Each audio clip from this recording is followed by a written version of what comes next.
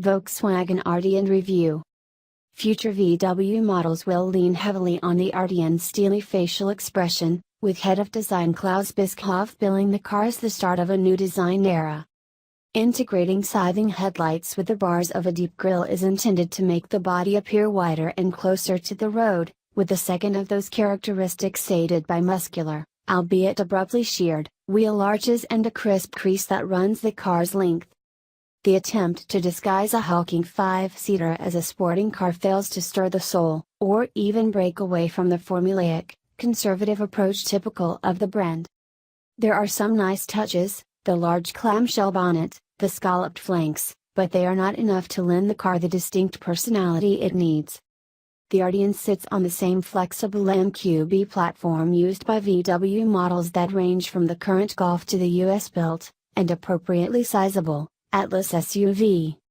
It has allowed the new model to be 60 mm longer, 16 mm wider and 10 mm taller than the Passat CC and comfortably longer than both BMW's 4 Series Gran Coupe and the new Audi A5 Sportback. And now, 4 engines are available, starting with a 148 bhp 2.0-liter TDI diesel.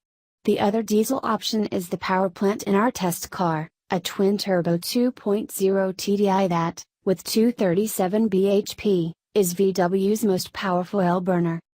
A 187 bhp 2.0-liter TSI petrol engine splits the two for power, and a range-topping TSI petrol engine makes 276 bhp from its two turbocharged liters. So only 4-cylinder engines are available, the Arteon having no answer to the mechanical richness of a higher cylinder count on offer at the upper end of the model ranges of its premium brand opponents. The more powerful models channel power exclusively through VW's 7-speed dual-clutch gearbox and 4-motion clutch-based all-wheel drive system, although it is possible to buy a front-driven Arteon with a 6-speed manual gearbox.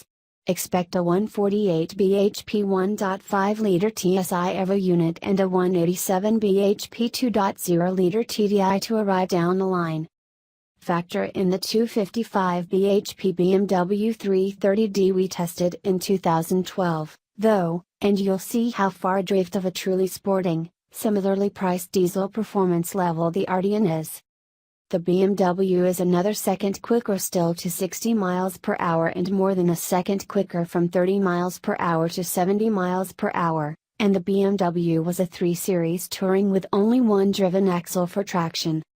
Still, the Arteon's acceleration benchmarks are closer to the 330Ds than the A4's, and, for a car priced and proportioned as it is, that may be considered enough by many. It certainly would be if that strength of performance was accompanied with matching mechanical refinement for a 6-cylinder diesel. Instead, the Arteon BYD sounds like so many high-output 4-pont diesels in this part of the market sound, a bit flat and plain and becoming a touch noisy and coarse under load and at high crank speeds. At a typical cruise, when the dual-clutch gearbox keeps the engine spinning relatively slowly, the car is far from unrefined, and when you need to pick up speed on part throttle, the transmission shifts smartly, fairly smoothly and judiciously when left and the engine's torque feels ample. But go looking for briskness and driver involvement and this engine just falls a bit short, more on qualitative than quantitative grounds. Despite those pillar-less doors, the cabin is adequately well sealed from wind noise, although it doesn't go beyond the standard of a typical family saloon here. On touring economy, the Arteon scored well, recording 55.6 miles per gallon on a 70 miles per hour motorway trip. Our test results suggest that's around 10% better than from a 6-cylinder diesel of a similar power output.